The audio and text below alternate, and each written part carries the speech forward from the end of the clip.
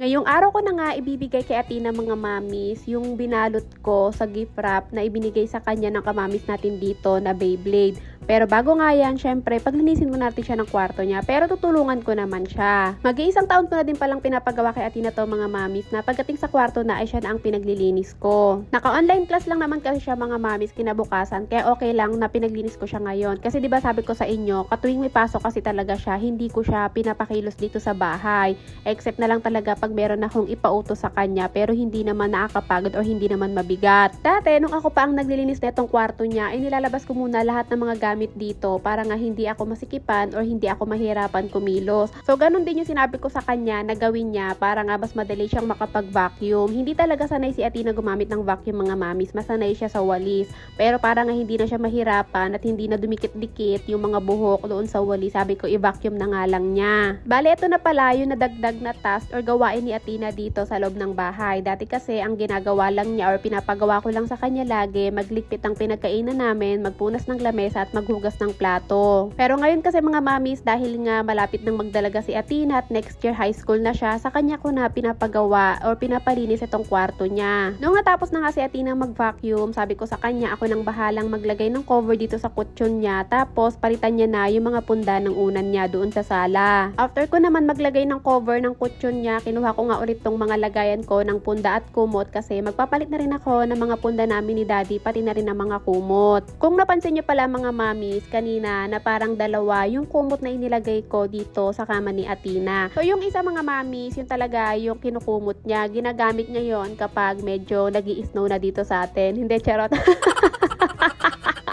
Yung isa naman mga mamis, yung Hello Kitty, sa mga hindi nakakaalam, sinasapin niya naman yan tuwing matutulog siya kapag meron siyang monthly period. Kasi nga, ayoko talaga na magkakaroon ng stain or tagos yung bedsheet niya or yung kama niya. So, lagi talaga yan nandyan mga mamis. Pero nilalaban ko naman yan ha, kapag natapos na rin yung monthly period niya. Kasi gusto ko talaga mga mamis malinis yung bed niya eh. Nung natapos ko naman ang kunin yung mga kailangan ko mga mamis, si Athena na ipinasok niya na nga isa-isa yung mga ibang gamit dito sa kwarto niya. Ako naman, nandun na ako sa sala, umpisahan ko naman na magpalit ng punda at kumot namin ni Daddy. Maiba pala tayo mga mamis, maisingit ko lang, baka po meron tayo ditong mga mamis na gustong magbigay ng isa sa mga nakasulat dito sa screen na ipapakita ko para po sa mga batang may special needs or may mga kapansanan. Ito lang yung tanging alam ko mga mamis para makatulong sa kanila kasi gustuhin ko man magbigay, alam niyo naman mga mamis na meron din ako mga pangangailangan ko kaya hindi ko din talaga kayang magbigay. Kaya ang ginawa ko na lang, imbis nga na i-share ko dun sa personal account ko, ang sabi ko nga itatry kong i-share dito sa vlog ko or sa page ko baka sakaling merong mga gustong mag-sponsor or gustong magbigay. Bale, ito nga ulit mga mamis yung mga nakasulat na kailangan para sa mga batang may special need or ibibigay nila. Mga hygiene kit, mga biskwit, mga spaghetti pack or kung ano-ano pa. Para sa mga kamamis na gustong magbigay, pwede nyo po akong i-chat mga mamis. Pwede kong ibigay sa inyo yung address ko para makapagpadala kayo kung ano man yung gusto nyong ibigay sa mga nakasulat sa listahan kanina na ipinakita ko sa screen.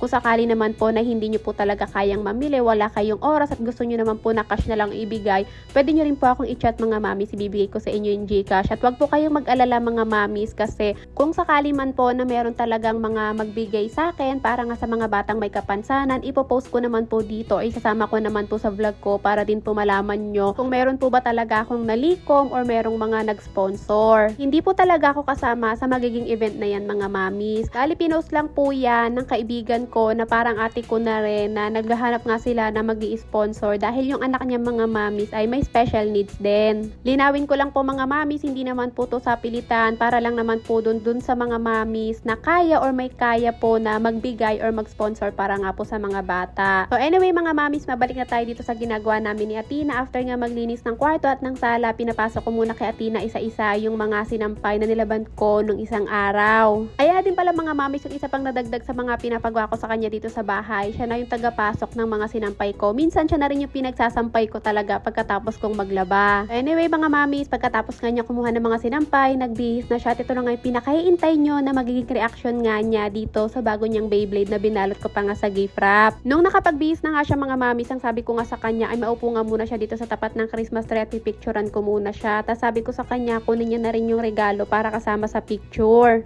Open mo na. Open mo na. Okay. Ano po? Sa akin to pa. Opo. Ano kaya to? sa akin parang to.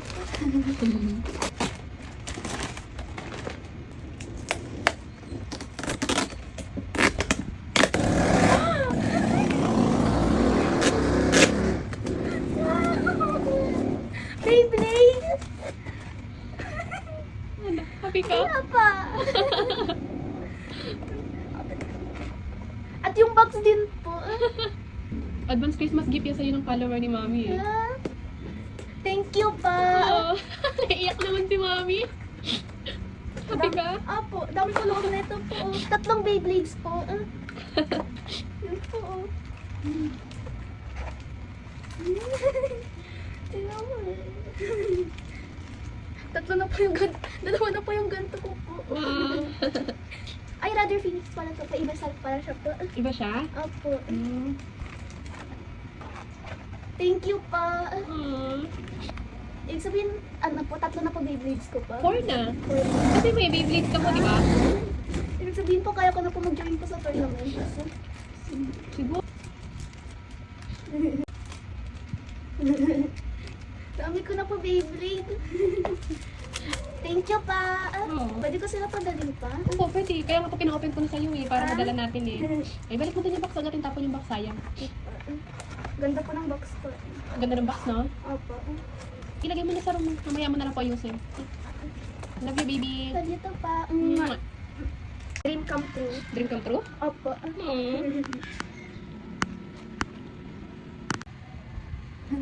Yay! Tapos po filled na po yung bag ko sa Beyblade po. Go? Apa. Describe ko paano po. Ang saya po po. Wow, wala mo na yung saya? Apa.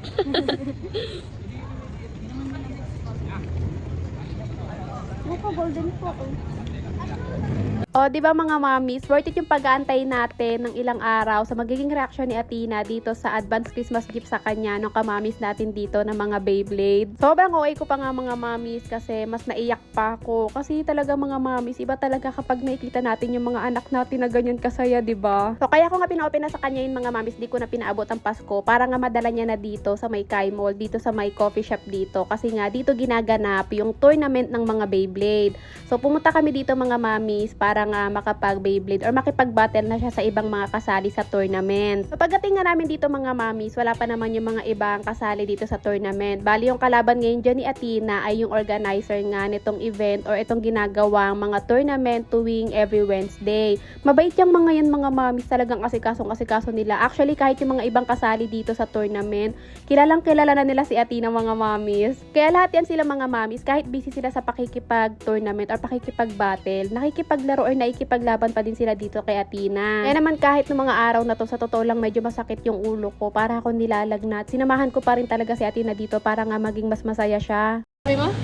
Baka pwede ko sila po bigyan pa lahat na ito po. Give mo sila niyan? Ikaw, Kailang naman.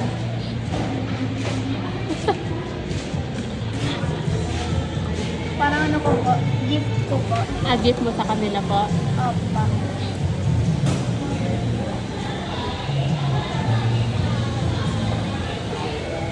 O diba, sa sobrang saya niya mga mami, sa nilelet siyang mag-play dyan sa kanilang mga tournament, ayan, namigay nga siya nung gamis niya. Buti na lang talaga mga mamis, pinabuksan ko na sa kanya itong mga Beyblade na advance Christmas gift nga sa kanya nung kamamis natin dito. Kasi sa Monday na ang huling tournament nila dahil nga magpapahinga muna dahil nga December, syempre may mga busy na ganap yung mga ibang kasali dito sa tournament. Kaya sa Monday, mga lunch, babalik kami dyan para nga sumali na si Athena sa mismong tournament. Tapos, papahiramin na lang daw nila si Athena mga mami kung ano pa yung kulang ni Athena ng Beyblade para nga makasali na siya sa mismong tournament. O diba, sobrang nice talaga nila mga mami, sobrang babait nila pagdating kay Athena.